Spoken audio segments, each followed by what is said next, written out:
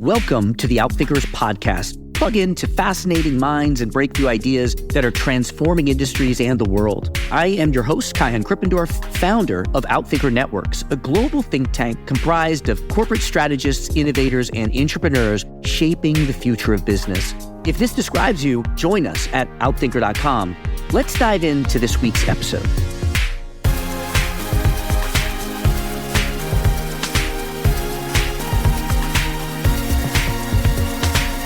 We're all being commoditized, but I think that what we can fight back with is relationships and with brand equity. If you become a person that people want to be around, if you are a person that people like enough, that they respect enough, then it doesn't matter that AI is nearly as good as what we are doing. And so I think that we all need very rapidly to double down and recommit to our personal brand and to our network and to our relationships, because those are the things that are going to enable us to be successful when we have all been commoditized by something that is not just better than us as individuals, but is frankly probably going to be better than us as a species. That was Dorie Clark, who is committed to helping individuals and companies get their best ideas heard in a crowded, noisy world. She's been named one of the top 50 business thinkers in the world by Thinkers 50. She was honored as the #1 communication coach by the Marshall Goldsmith Leading Global Coaches Awards and one of the top 5 communication professionals in the world by Global Gurus. She has numerous books under her name as a best-selling author, including The Long Game, Entrepreneurial You, Reinventing You, and Stand Out, which was named the #1 leadership book of the year by Inc. magazine. You'll also find her work in Harvard Business Review, Fast Company. She is prolific. I've been a longtime fan of Dorie, and when I learned that she recently moved to Miami, where I now live, I jumped at the chance to connect in person and invite her to do this podcast. We dive into elements of each of her books in this episode, gleaning wisdom Dorie has acquired over the span of her career on building a personal brand that propels you into success. As you heard in the highlighted clip, Dorie's work has become even more critical in the rise of AI and tech. Getting seen and heard is more challenging than ever. In this episode, we discuss what Dorie's definition of personal brand is and how it's related to reputation and what constitutes an effective brand. Specific tactics you can use to assess your personal brand now and build a brand that really encapsulates you. How AI might expand into our organizations and things humans could do to remain relevant. Why relationships and your personal brand equity will become a critical competitive advantage as we enter the era of AI and tech commoditization. Ladies and gentlemen, Dorie Clark. Dorie, thank you so much for being on the podcast. We've been trying to get you here for a while, and finally, we're able to get some time in your schedule. It's such a pleasure to have you on. Kyan, it's always a treat to get to spend time with you. Thank you. So I want to warm up with 2 questions that I ask all the guests. The first, just to get us to know you a little bit more personally, if you could complete the sentence for me. If you really know me, you know that. You know that I have an incredible problem with motion sickness. It has actually shaped my life in a lot of ways because I would probably be, or at least be attempting to be, a folk rock musician. That was what I really wanted to do when I was in college. Really? But I realized that a life on tour buses would be a life of misery. And so I needed to be more stationary. This is pre-Zoom, I guess. So what did you play or sing? What was your musical skill? You know, I was a typical angsty guitarist, but I've reformatted myself actually in my adult years because instead of being a performer, in recent years, I've come back to songwriting and have been writing musical theater. And the good news with that is that people who do musical theater are actually way better at singing than I am. And so I leave that to them. They can be in the buses, they can sing, I'll just write the songs. Oh my gosh, that's amazing. I know we're supposed to be getting to your work, but just one more question. What's an example of a type of piece that you've written? So one of the things that is the furthest along is what I call a lesbian spy musical. It's basically if James Bond were a woman. It's called Absolute Zero. We had a reading sponsored by an off-Broadway theater, the York Theater in New York City earlier this year. I did it with a composer collaborator. I was the lyricist. And so we had this kind of brassy, jazzy 60s like Bond feel to it. I love it. Oh gosh. All right.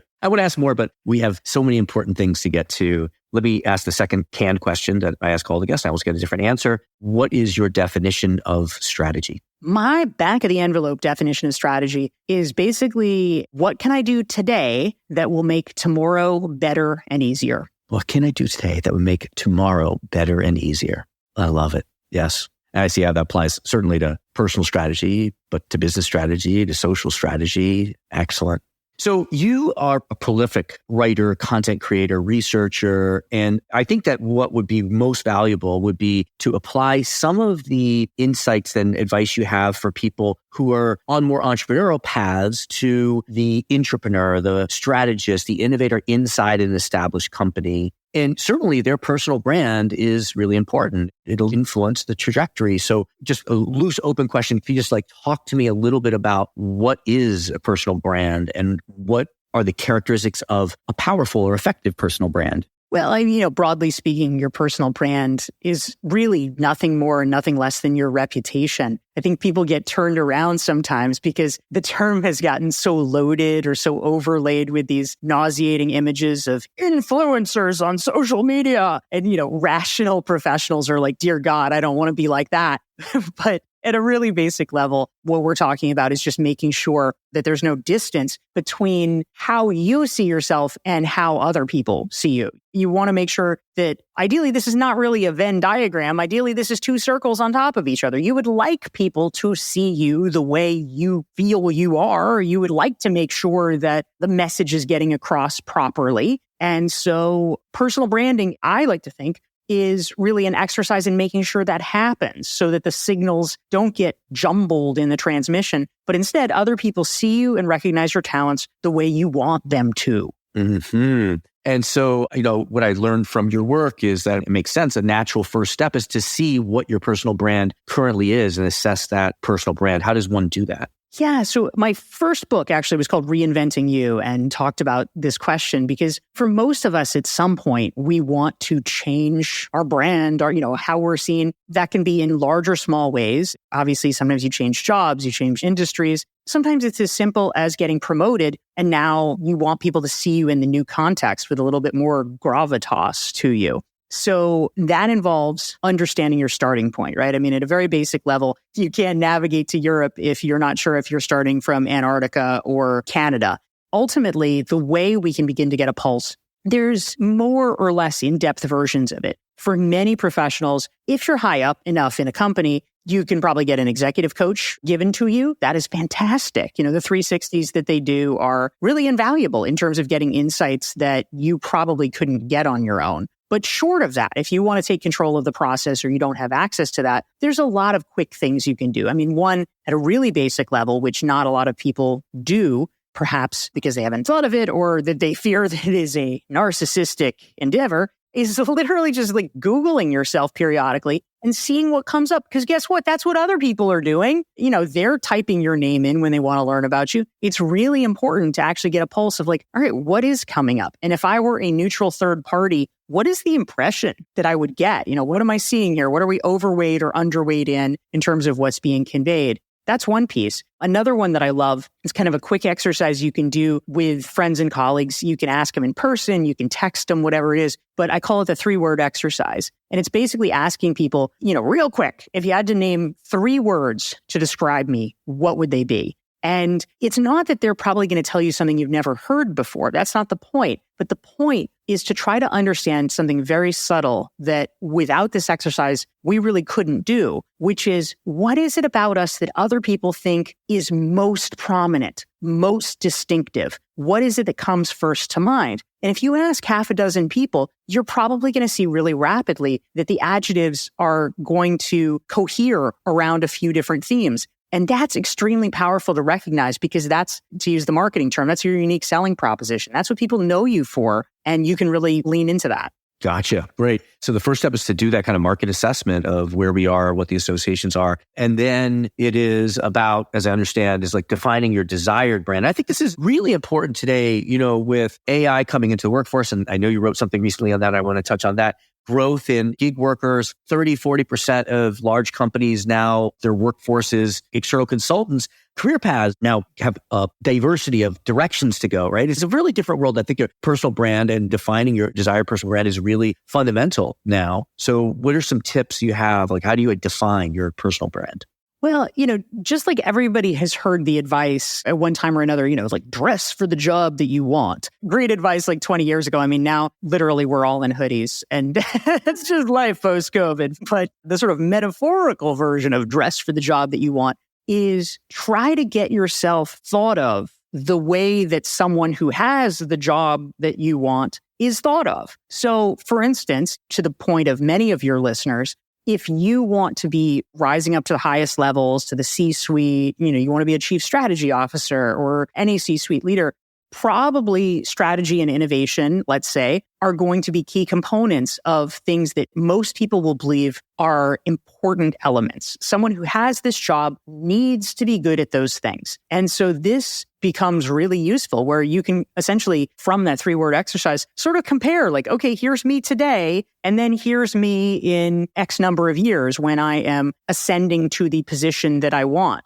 What are the ways that people describe the person in the job now? Or maybe they suck, who knows? What are the ways that they would identify or describe the ideal person for this job? And if there's any kind of daylight between those two things, we can work backwards and essentially say, all right, if I'm not necessarily being viewed as, as innovative as I would like them to see, what are the levers that I have? What are the things that I can do in order to kind of amp that up? We're not talking about some kind of Potemkin village or whatever. It's not like, oh, how can I trick them into thinking this? But presumably you have these abilities, and it's just how do you get people to notice them more? And it literally could be something as simple, I often advise this for folks, is just like talking about certain things more. We often assume that people know it. Let's say you're leading an innovation task force or whatever. If you just make a point to bring it up more frequently, if you discover that most people don't know you're doing it, that is a super low-hanging fruit that can make a big difference. Yes. And I can see that people, I think I relate this to strategy. If you're talking about corporate strategy, you have to repeat the corporate strategy many, many, many times before someone hears it the first time. And I imagine there's a similar dynamic here that might prevent people from feeling that they should, or maybe they feel like they're advocating too forcefully for themselves or something like that. Yeah. And I think you raise an excellent point. And the distinction that I want to draw here is that what makes people often feel uncomfortable when it comes to personal branding is that they feel like, at least in sort of the straw man that they construct in their heads, that what is going to be necessary for them is to continually be chest thumping all the time. Or, let me tell you about this great thing I had. Let me tell you about my victory. And of course, that would get old. That's not what we're saying. Nobody wants you to do that. But it is true that if other people don't have basic factual information, they don't even know that you're on the committee, much less that you run the committee, then you're not going to get credit for it. And so one of the easiest things that I like to suggest for folks is inevitably, anytime you're catching up with somebody that you haven't seen for a while, they are going to ask you, literally every time, they're going to ask you some variation of the question, so what have you been up to lately? And this is the place where we often fall down because even though we know it's coming, we 99% of the time fail to prepare for this question. And so we end up with some dumb answer like, oh, nothing much, or same old, same old. Best case scenario, you come up with some random thing like, oh, I just saw this great movie over the weekend. That's the moment where you can actually go back and say, you know what? They're asking me a question. I'm not bragging here. I'm literally answering a question that they're asking me. Why don't I pick something that highlights an element that I would like this person to perceive in me a little bit more clearly? Interesting. Yeah, I think it was Keith Ferrazzi on this podcast that talked about being intentional. He suggested if you want to make a connection with someone, throw out 3 things. I write music, I'm an author, I live in Miami, right? So that people can find that connection. But you're talking about like, just as you would in business, what do we want my customer to associate my brand with? And then being intentional about communicating that. Yeah, absolutely. And I am definitely a fan of what Keith is saying. Keith is a friend. I have another colleague named Christian Bush who amps it up even more. He likes 5. He says, give them 5 hooks. He calls them serendipity hooks because you never know which thing is going to resonate with them or where there's going to be a commonality. And a big part of this whole process of building relationships and getting people to see you the way that you would ideally like to be seen is about them having factual information. But it's also true that part of it is at a really simple level, just the overlay of liking you. If we go back to Robert Cialdini, one of the 6 levers of influence is liking. And so if you can have some kind of a commonality, oh, I love dogs too. Oh, I live in Miami too. Then it becomes the basis for a little bit warmer of a relationship, which does help things stick more. Yes, to get those mirror neurons firing in their mind, right? So they say, this person is like me. Exactly. Love it. Love it. All right, so many places that we want to go, but I know we are approaching the top of our time with you. But it sounds like what we're talking about is sort of strategic principles applied to personal brand and career, which is sort of what I understand led you to wanting to write The Long Game. So could you tell us, why did you decide and how did you decide to write that? So just prior to the pandemic, I was kicking around ideas, trying to think about what I wanted my next intellectual journey, I guess, to be, you could say. And the thing that I kept coming back to was that I would meet up with colleagues, and it seemed like, these very cool, very successful people kept saying some variation of, oh, life is good, but I just wish I had a minute to think. I just wish I had a minute to breathe. And it was this kind of successful, but very successful misery. And I realized, okay, something's going wrong here. And it brought me back to a speech that I gave a few years ago at the Peter Drucker Forum in Vienna. They reached out and they asked me to give a talk about strategy. It was literally the mandate, something about strategy. I'm like, all right, where am I going to go with this? What can I say that's interesting? And what I realized as I thought about it was, okay, for me, the interesting thing about strategy, just about everybody thinks it's a good idea, right? There's not exactly an anti-strategy contingent out there. But the problem, of course, is everybody says it's great, but very few people actually do it. Very few people actually take the time to be thoughtful about strategy or to even attempt to make truly strategic moves. And I wanted to understand why. I wanted to understand, to the point of these executives, running around with the chicken with their head cut off, what's getting in the way? And how can we try to chip away at that to provide people with some ideas, some frameworks, some ways of thinking so that hopefully we can essentially intervene upstream to make it more likely that people will embrace strategy, actually do it, and therefore hopefully make better decisions that lead them closer to the life outcomes and the career outcomes that they want. I love it.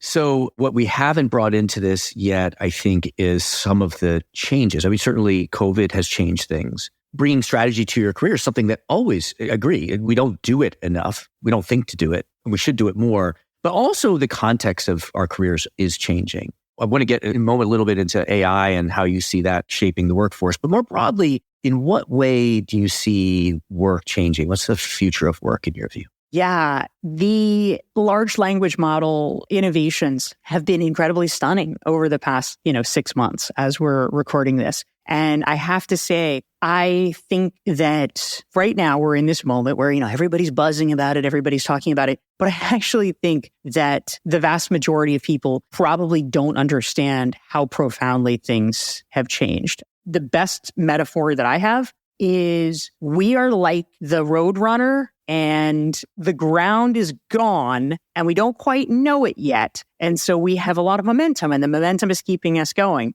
And, we're not going to be out of business in a year or, whatever. But within a few years, I actually think there's going to be incredibly seismic changes for all this. And so for me, this highlights a thesis that I have been believing in or pursuing for quite a while now. And the culprits were different before. I mean, the culprits were about, globalization or the general push toward commoditization, which, AI, frankly, is kind of an extension of that, right? Like, what's even better and cheaper than a foreigner who's doing it really fast and well? Oh, I know, a computer that's doing it instantly and for no money, right? Yes, right. We're all being commoditized. And essentially, you can fight back because of quality, I say in air quotes. But honestly, I'm not even sure if we can do that. LLMs are going to be better than us. What we can fight back with, I believe, and, I'm an eager recipient of this conversation as well, because we're all figuring it out together. But I think that what we can fight back with is relationships and with brand equity. If you become a person that people want to be around, if you are a person that people like enough, that they respect enough, and frankly, that there's enough of a frisson of like, oh, we get to have Kaihan here. If you have enough brand equity that you have assembled, then it doesn't matter that AI is nearly as good as what we are doing. But for anybody who is an average performer, I say in air quotes, there's going to be a world of hurt. And so I think that we all need very rapidly to double down and recommit to our personal brand and to our network and to our relationships, because those are the things that are going to enable us to be successful when we have all been commoditized by something that is not just better than us as individuals, but is frankly probably going to be better than us as a species. Yes, I love that. I've never heard someone frame the challenge in that way, because what I hear and what you're saying is maybe the future will be fewer jerks out there, more humans, and let's really lean into humanity and finding our place there. The piece that you wrote with Thomas Chamorro, who's also been on this podcast, I think is very specific and enlightening. Dorie, I know that we've reached the top of our time with you. Thank you so much for being here and the work that you do and making it so available to us. What would you have as a suggestion for our listeners who want to continue learning from you and following you? Thank you so much. My latest book is The Long Game, How to Be a Long-Term Thinker in a Short-Term World. And for anybody who wants to check it out or go a little bit deeper into the strategy rabbit hole, I have a free resource, which is the Long Game Strategic Thinking Self-Assessment. And you can get it for free at DorieClark.com/thelonggame. Cool. Well, Dorie, thank you for making that available to us. And it was great seeing you again. Kaihan, thank you so much. Thank you to our guests. Thank you to our producers, Karina Reyes and Zach Ness, our editor, and the rest of the team. If you like what you heard, please follow, download, and subscribe. I'm your host, Kaihan Krippendorf. Thank you for listening. We'll catch you next week with another episode of Outthinkers.